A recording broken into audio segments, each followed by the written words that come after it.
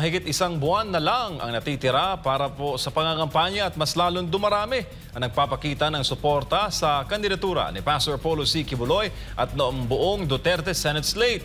Yan ang tinutukan ni Joel de la Cruz live mula dyan sa Surigao City. Joel, mayong gabi!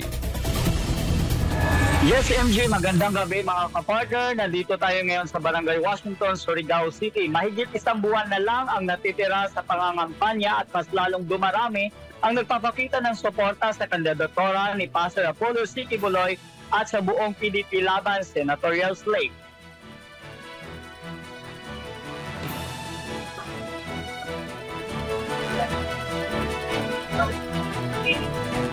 Ang ayusin natin ang Pilipinas Campaign Rally dito sa Barangay Washington nagsimula sa isang motorcade at sinundan ng isa pang mga programa. Sa motorcade, walang pa lang ang motorcade pa lang, nakikita mo talaga ang mga tao na makikipilip. Sa mga supporters natin dito sa Surigao del Norte, talagang todo sila susuporta sa Pilipinas. Buto sila. Yan ang talaga dito sa Surigao del Norte.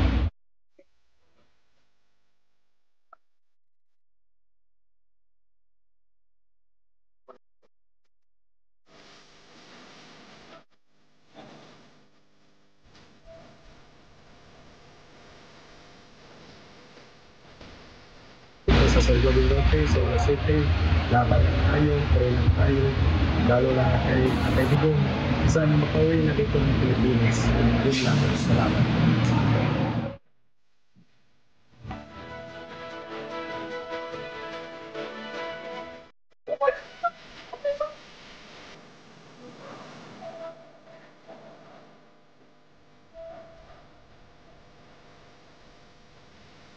Motorhon? Okay. Ang ayusin natin ang Pilipinas Campaign dito sa Barangay Washington ay nagsimula sa isang motorcade at sinundan ng iba pang mga programa. Present sa campaign rally dito sa Surigao ang iba't ibang grupo tulad ng Sara Philippines Incorporated, DDS supporters, Acro Fraternity, senior citizen, mga kababaihan, single parents at maging ang youth sector. At sa papalapit na halalan, inanyayahan nila ang bawat Pilipino na ibigay nila ang kanilang boto sa mga tamang kandidato na susunod na mamumuno sa bansa.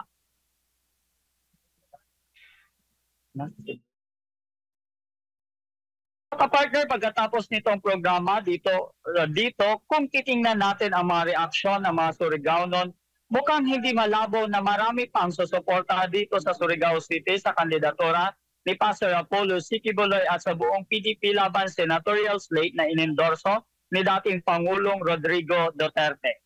At iyan muna ang huling kaganapan dito sa Surigao City para sa Diyos at sa Pilipinas kung mahal. Ako si Joel de la Cruz, ang iyong citizen correspondent. Balik sa inyo mga kapartner. Daghang salamat Joel de la Cruz, live gikan diha sa Surigao City.